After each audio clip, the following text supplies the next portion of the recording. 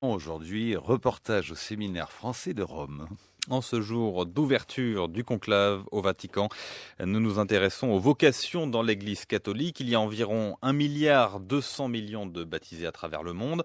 Un nombre en augmentation en Amérique du Sud, en Afrique, en Asie, en Océanie, mais en diminution en Europe occidentale et en France. Le nombre de vocations, lui, ne cesse de reculer, moins 30% en 13 ans.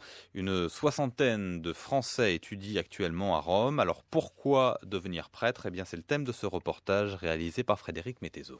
Quand je vois les séminaristes qui sont ici, j'ai pas l'impression que ce soit des extraterrestres. À 2 pas du Panthéon, dans le centre historique de Rome, le père Sylvain Bataille, recteur du séminaire français, présente 2 de ses étudiants. Alors je m'appelle Jean, j'ai 33 ans et je suis séminariste au séminaire français de Rome. Je m'appelle Gaël, j'ai 35 ans et je suis séminariste au séminaire français de Rome. En jean et pull noir, avec col romain blanc, Jean, doctorant en droit, et Gaël, licencié en histoire et militaire pendant 8 ans. Ils ont grandi dans des familles catholiques et disent avoir répondu à l'appel de Jésus. On l'aime, donc on a essayé d'écouter ce qu'il avait à nous dire et on croit qu'à un moment donné, il nous a appelés à devenir un prêtre de son église. Et moi, je l'ai entendu, en tout cas cet appel, assez jeune, vers l'âge de 9-10 ans. En revanche, j'ai attendu une vingtaine d'années pour bien me décider dans la prière, dans certaines expériences qui m'ont parfois éloigné de l'église, d'autres qui m'ont rapproché ensuite et qui m'ont permis finalement de dire oui à l'appel que j'entendais au fond de mon cœur. Le mariage, ou plutôt le célibat, ils en parlent spontanément. Oui, c'est une décision très lourde à prendre, reconnaît Gaël, un sacrifice, mais le mariage aussi est un sacrifice. Tout homme est appelé à épouser une jeune femme et choisir volontairement de ne pas en épouser, c'est pas forcément facile à accepter. Il a fallu que j'approfondisse ma relation avec le Christ pour me rendre compte que tout homme était appelé à poser des choix un jour et que tout choix impliquait un renoncement.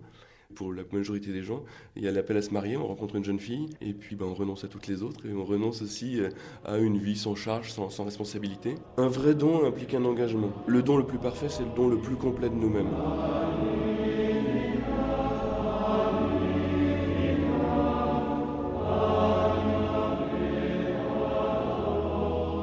Ça sert à quoi un prêtre ? Je ne sais pas si ça sert à quelque chose.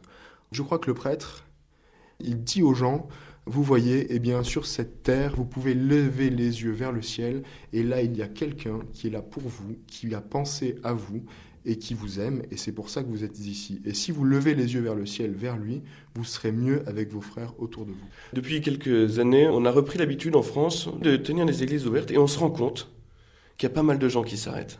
Parce que dans les églises, c'est à peu près calme, c'est silencieux. Les gens, dans notre bruit moderne, se rendent compte que c'est pas suffisant. Il y a quelque chose qui manque. C'est qu'ils ne s'entendent même plus penser. Si les vocations sont si peu nombreuses en France, moins de 700 séminaristes actuellement, c'est parce que l'éducation religieuse a reculé dans les familles, explique le père Bataille. Mais si pendant leur séminaire, certains abandonnent, c'est tant mieux. On pourrait dire, aujourd'hui on manque de prêtres, donc allez, soyez généreux, on y va tous et puis on va y arriver. Non, tous les ans, il y en a qui partent et pour moi c'est un signe de bonne santé de la maison. S'il n'y en avait pas qui partaient, ça voudrait dire qu'on les mettrait sur des rails. C'est automatique, vous êtes rentré au séminaire, on vous chauffe et nous on a besoin de prêtres. On n'est pas une maison de recrutement. Il y a 3 semaines de cela, Jean a écrit sa lettre de demande d'ordination. Malgré les scandales des dernières années, il n'a pas flanché. On se pose toujours des questions sur les hommes qui appartiennent à l'église à laquelle on se donne, ça c'est un fait. Qu'on voit que certains prêtres ont un comportement scandaleux, on pense évidemment à la question de la pédophilie, on est évidemment d'abord blessé et ensuite scandalisé. Ensuite, est-ce que ça me conduit à me poser des questions sur l'église comme telle? Sans doute pas. Enfin, il y a évidemment des hommes scandaleux dans l'église, mais ça, puisqu'elle est composée d'hommes, il y aura toujours des hommes scandaleux. Le choix de la rédaction nous était proposé ce matin de Rome par Frédéric Mettezo. C'est à vous, Marc Vinchard.